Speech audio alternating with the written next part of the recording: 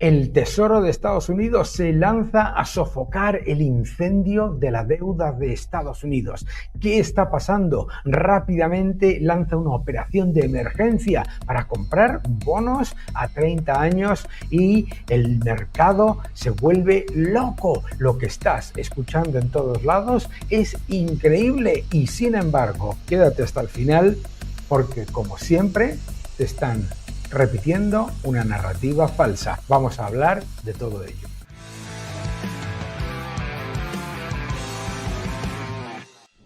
Hola a todos y bienvenidos a los 523.000 suscriptores y a los 150.000 que no estáis suscritos. Suscribíos y así recibiréis las notificaciones sobre nuestros vídeos y además, por favor, dadle un like a este vídeo. Gracias.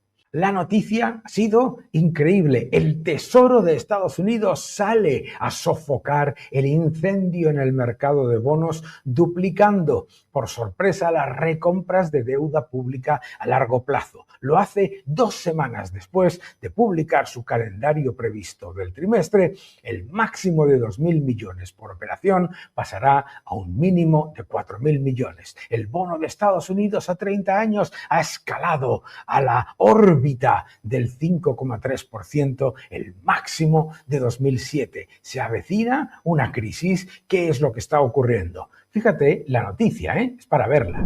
Sí, la noticia desde luego no es moderada en ningún caso.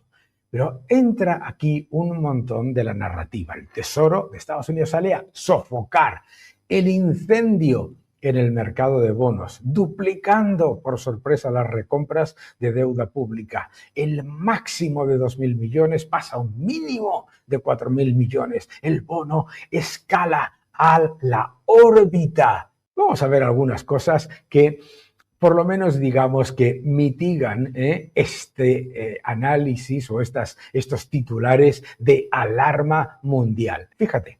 Vamos a explicarlo todo punto por punto porque esto suena a crisis inminente, ¿verdad? Bueno, pues lo primero que tenemos que entender es qué es lo que ha pasado con una Reserva Federal que ha mantenido los tipos demasiado altos durante demasiado tiempo, basado en una narrativa que no tenía absolutamente nada que ver con la evidencia de la inflación y sobre todo ignorando que estaban haciendo daño al mercado laboral.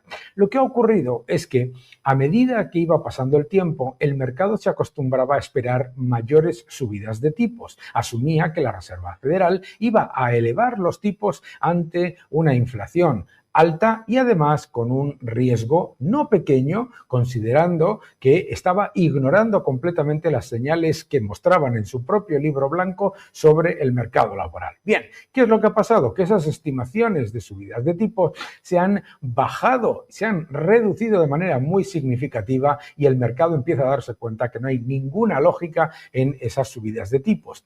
Eso es importante para entender por qué la Reserva Federal ha estado de manera clara, indirecta, manipulando la curva de tipos de interés. ¿Por qué? Porque ante esa evidencia, ¿qué era lo que ocurría? Los inversores exigían mayor rentabilidad a los bonos a largo plazo ante una percepción de riesgo fiscal y, por supuesto, de mayor inflación. Y eso generaba que la curva estuviese de manera equivocada por parte de una Reserva Federal que estaba dando los mensajes equivocados, se estuviese disparando. Es verdad que la rentabilidad exigida a los bonos ha aumentado, pero no podemos olvidar que la rentabilidad exigida se ha disparado para todos los bonos de los países desarrollados. Y de hecho, hemos visto cómo la deuda de países como Reino Unido, como Francia, como tantos otros, pues se disparaba en cuanto a rentabilidad exigida ante lo que hemos explicado tantas veces en este canal, que es la evidencia de la pérdida de confianza en unos gobiernos que no están reduciendo sus desequilibrios fiscales porque siguen gastando sin control, siguen endeudándose sin control. Primer elemento esencial, no es un problema de la deuda de Estados Unidos, es un problema generalizado. Hemos visto, por otro lado, que el aumento en el tipo exigido a la deuda a 30 años de Estados Unidos, hombre, pues no es que haya sido aquí una locura total, estaba en el 5 y pico por ciento en el año 2023 y el episodio de subidas de rentabilidad de la deuda de Estados Unidos por esos picos de riesgo se ha dado en el 2021. En el 2023. De hecho, es muy relevante recordar algo que nos suelen, digamos, ignorar, ¿no? O por lo menos nos suelen ocultar desde el mainstream. Verás, lo que está ocurriendo es esencialmente una normalización de la curva de tipos, no una señal de riesgo en el tramo largo. La Reserva Federal ha mantenido los tipos oficiales demasiado altos durante demasiado tiempo y con ello ha distorsionado la curva. Ahora lo que estamos viendo es que el mercado descuenta que el tramo corto debe bajar. Eso es importante. ¿Por qué? Porque las expectativas de tipos oficiales futuros son menores, porque las expectativas de inflación no son tan elevadas y porque además se está haciendo daño al mercado de trabajo con los tipos elevados. Bien, todo esto hace que los inversores perciban que hay un cambio estructural. Esto es relevante.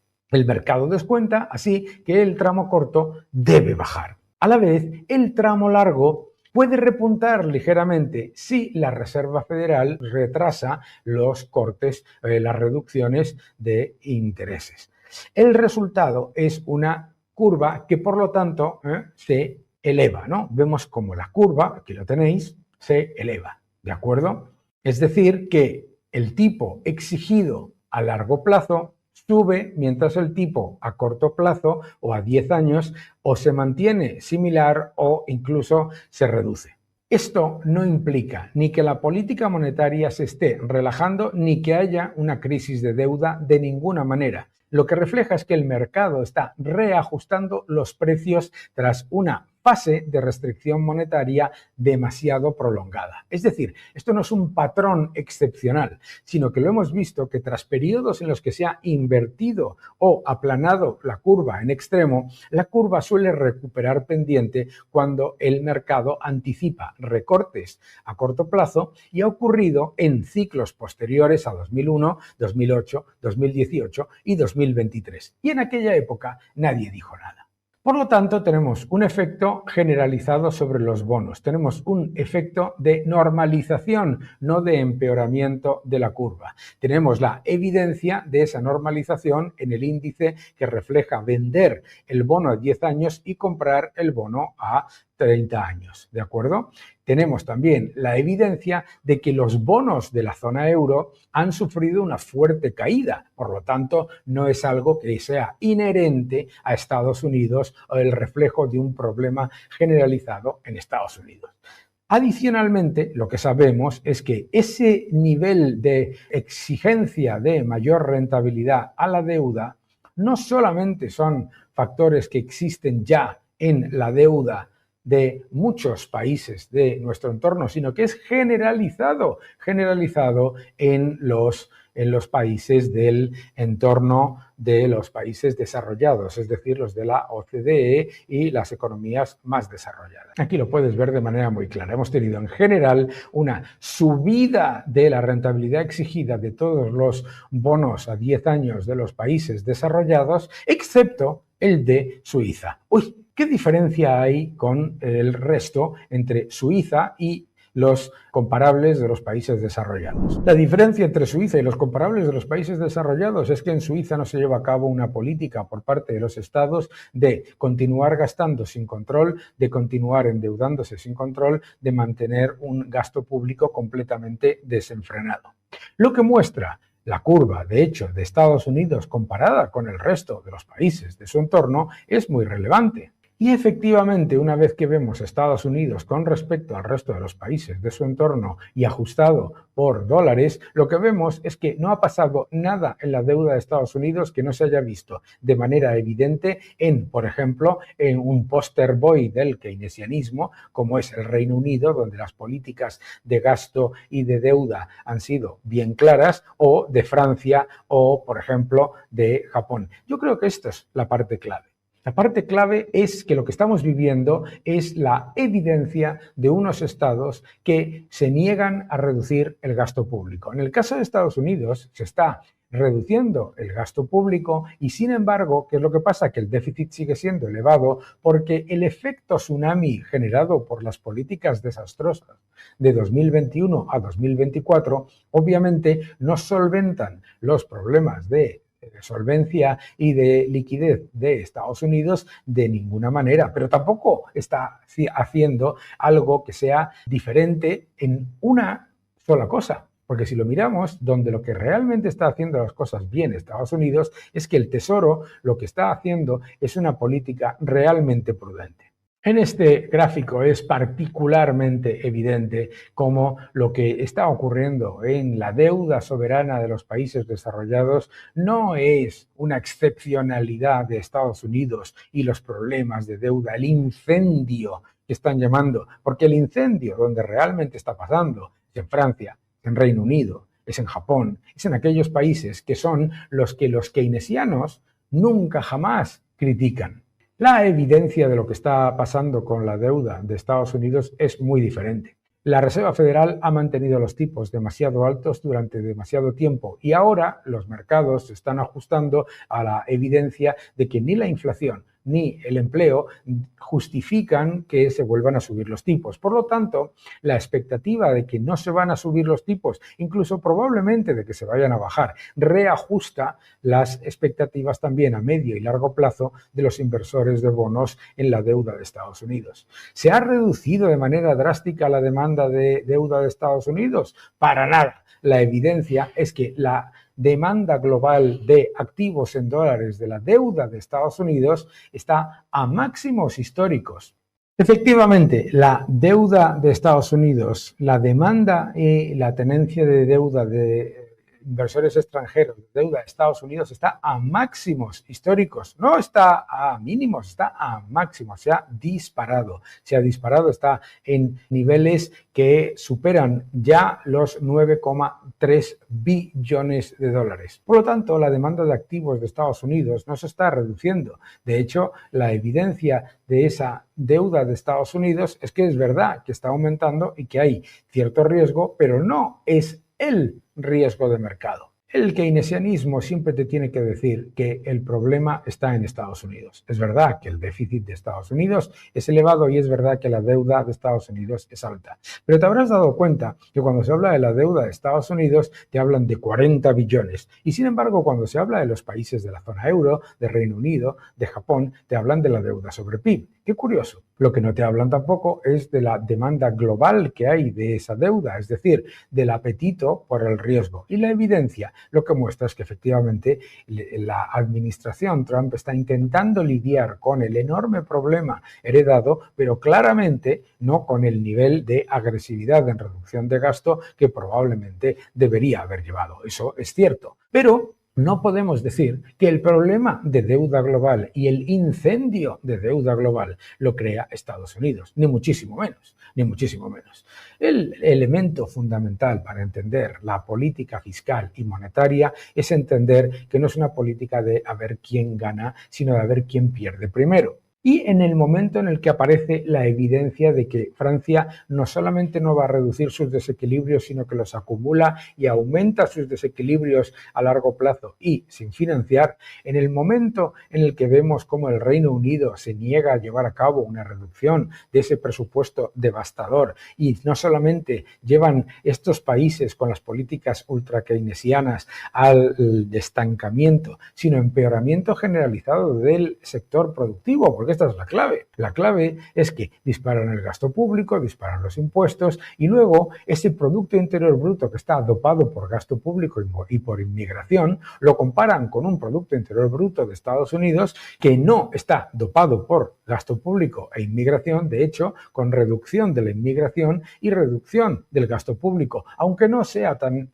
grande como nos gustaría a muchos.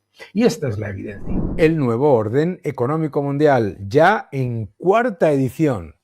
No te lo pierdas. Mil gracias a todos. Te va a gustar. el nuevo orden económico mundial.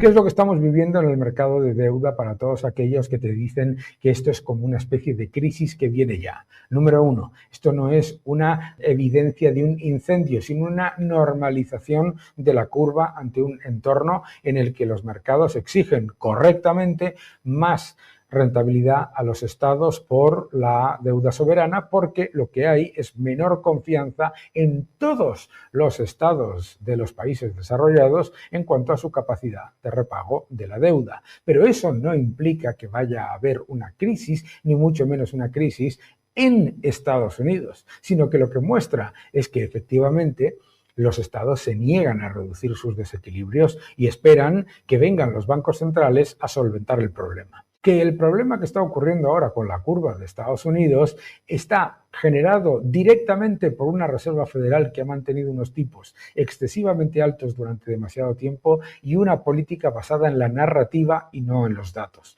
Finalmente, y muy importante, cada vez que los estados de la Unión Europea utilizan la tesorería de la Seguridad Social, la tesorería de las empresas semipúblicas, la tesorería de los bancos más cercanos y, por supuesto, al Banco Central Europeo para normalizar la curva, no se dice absolutamente nada. De hecho, se habla de política prudente. Cada vez que el Banco Central de Japón se dedica al control de la curva de tipos, lo llaman política prudente y política orientada a dar liquidez de manera prudente al mercado. Cada vez que el Banco de Inglaterra o las empresas públicas inglesas disparan la compra de deuda a largo plazo, te dicen que eso es también política prudente. Pero si lo hace el señor Scott Bessent y lo hace la administración Trump, entonces es una crisis. Crisis que no veían, por supuesto, con el señor Biden y la señora Yellen en la época en la que hacían. No solamente eso, sino la política más imprudente jamás vista, como hizo la señora Yellen, que fue la de concentrar el máximo de vencimientos de deuda a muy corto plazo para pasarle el agujero al siguiente o forzar una expansión cuantitativa. Que no te engañes.